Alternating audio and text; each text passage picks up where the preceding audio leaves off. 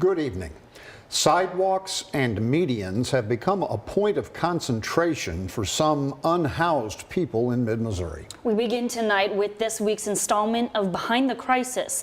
KRCG 13's Grace Gillis and Sarah Cummings look into a Columbia City ordinance that addresses the topic and could bring major changes to the city.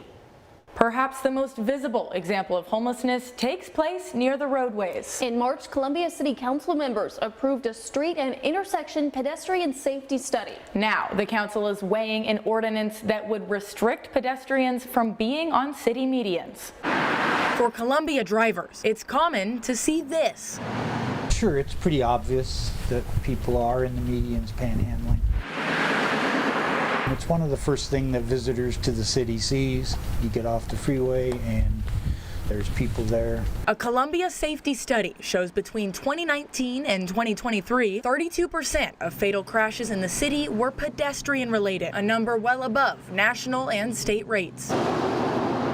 Approximately 40% of Columbia's pedestrian fatalities in the last 10 years occurred at intersections. People should not be lingering and hanging out on medians. They're not intended for that. A proposed city ordinance seeks to enforce just that. Under the new guidelines, all pedestrians would be restricted from standing in city medians that meet a certain criteria. This graphic from the city shows it's most of them. The proposal sparking debate at a recent city council meeting. I'm speaking on behalf of the Como Renewal Project. Some, including Bonnie Steinmetz, support the code. Observing people sleeping on medians, part of their bodies hanging off medians. Sometimes there are dogs with them. It is scary, and I've had close calls, and I know other people I've spoken with have as well. Steinmetz believes the ordinance is about ensuring safety for all, regardless of who's on the medians. If you get hit by a vehicle because you're someplace where there's a lot of traffic going by,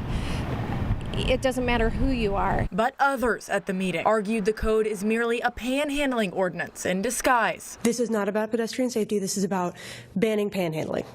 Okay, let's say the quiet part out loud. Designed to target visible homelessness. Once you look at the text of it and you see that the first thing that it mentions is whether or not people can hand things to somebody on the median, it's just very obvious what it is. Grace Conrad questions whether the ordinance would effectively protect people or simply target an already vulnerable group. Some of these people panhandle to survive, and you know what?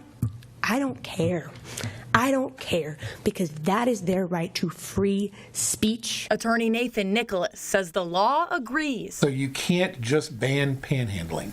That would be unconstitutional. Under the First Amendment, panhandling is a form of free speech and cannot be directly targeted. But Nicholas says cities can create codes for the sake of safety. Is the ordinance narrowly tailored to address the safety concern that you have? Do the people who are panhandling have other opportunities to express themselves other places? He says these ordinances can invite legal challenges. For example, the city of Osage Beach faces an ongoing battle over its panhandling ordinance. In January, an unhoused couple filed a lawsuit against the city and a police officer after the couple was allegedly told they couldn't beg for money. Cities have to balance these two concerns, protecting free speech on the one hand, and on the other hand, safety. Many questions remain around Columbia's proposed ordinance. Advocates for the unhoused say they'll just have to wait and see. Do people just move downtown and continue what they're doing? Or does it maybe influence somebody to get a job instead of panhandling? We reached out to the city of Osage Beach about its panhandling ordinance. While leaders can't say anything about the ongoing lawsuit specifically, they did tell us the previous ordinance was repealed and a new one is being drafted. We also reached out to Columbia Public Works regarding current median regulations there. A spokesperson says the department is waiting for city council to review the ordinance before giving a statement. The council is set to vote on the measure November 17th.